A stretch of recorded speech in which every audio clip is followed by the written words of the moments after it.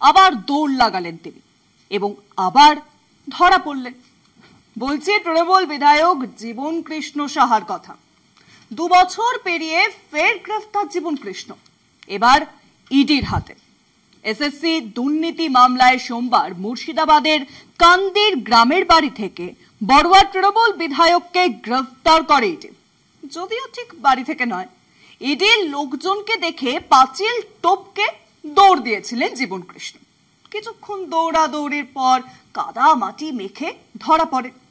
শিক্ষা নিয়োগ দুর্নীতিতে 2023-এ সিবিআই এর হাতে গ্রেফতার হওয়ার সময় পুকুরে মোবাইল ফেলে তথ্য প্রমাণ লোপাটের চেষ্টা করেছিলেন তৃণমূল বিধায়ক। এবারও বাড়ির পাশের ঝোপে মোবাইল ছুঁড়ে ফেলে পালিয়ে বাঁচতে চেয়েছিলেন জীবন, কিন্তু শেষ রক্ষা যে হয়নি। 6 দিনের জন্য জীবন কৃষ্ণকে কাস্টাডিতে নিয়েছে ইডি। বিধায়ক কিন্তু চেঁচিয়ে বলছেন এই সবই বিজেপির ষড়যন্ত্র, চক্রান্তের শিকার হয়েছেন তিনি।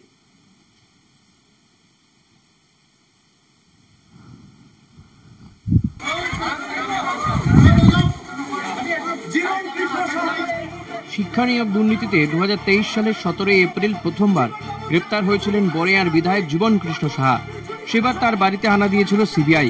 1 বছরের বেশি জেল জীবন কাটিয়ে সুপ্রিম কোর্টের নির্দেশে জামিন পান তৃণমূলের জীবন। শর্ত ছিল তদন্তে সহযোগিতা করতে হবে অভিযুক্তকে, কিন্তু জীবন সেই শর্ত মানছিলেন না বলেই অভিযোগ কেন্দ্রীয় তদন্তকারী সংস্থার। আর সেই অভিযোগেই সোমবার সকালে মুর্শিদাবাদের কান্দির আন্দিতে তার গ্রামের বাড়িতে হানা দেয় ইডি। শিক্ষা নিয়োগ দুর্নীতিতে 2023-এ সিবিআই এর হাতে গ্রেফতার হওয়ার সময় পুকুরে মোবাইল ফেলে তথ্য প্রমাণ লোপাটের চেষ্টা করেছিলেন তৃণমূলের বিধায়ক। পুকুর ছেঁচে জীবনের 2টো মোবাইল উদ্ধার করে সিবিআই। এবারও বাড়ির পাশে ঝোপে মোবাইল ফেলে পালিয়ে বাঁচতে চেয়েছিলেন জীবন। স্থানীয় সূত্রে খবর, ইডি হানার খবর পেয়ে বাড়ির পেছনের দিকে দরজা দিয়ে দৌড় মারেন জীবন, কিন্তু শেষ রক্ষা হয়নি। ধরা পড়ে গিয়েছেন ইডির হাতে। দৌড়ানোর মধ্যেই ঝোপের মধ্যে এবারও নিজের 2টো মোবাইল ফেলে দিয়েছিলেন জীবন, সেগুলো উদ্ধার করেছে ইডি। এসএসসি দুর্নীতি মামলায় এদিন মুর্শিদাবাদে জীবনের বাড়ি ছাড়াও রঘুনাথগঞ্জে তার শ্বশুর বাড়িতে হানা দেয় ইডি। এমনকি বীরভূমের সাঁইথিয়া 9 নম্বর ওয়ার্ডের তৃণমূল কাউন্সিলর মায়া সাহার বাড়িতেও পৌঁছে যায় ইডি। মায়া সম্পর্কে জীবন কৃষ্ণের পিসি। কান্দির পাশাপাশি রঘুনাথগঞ্জের পেয়ারাপুরে জীবনের শ্বশুর বাড়িতেও তল্লাশি চালায় ইডি।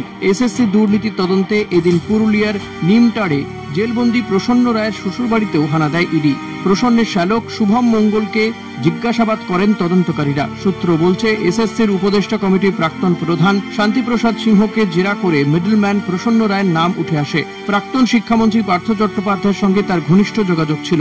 প্রসন্নর হাত ধরেই তার শ্বশুর বাড়িতে 3 জন প্রাথমিক শিক্ষকের চাকরি পেয়েছিলেন। তদন্ত চলাকালীন সিবিআই তার কোটি কোটি টাকার সম্পত্তি বাজেয়াপ্ত করেছিল। পরবর্তীতে সিবিআই এর মামলায় সুপ্রিম কোর্টে প্রসন্ন জামিন হলে ফের ইডি গ্রেফতার করে তাকে।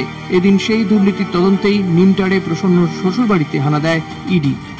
কলকাতা টিভি।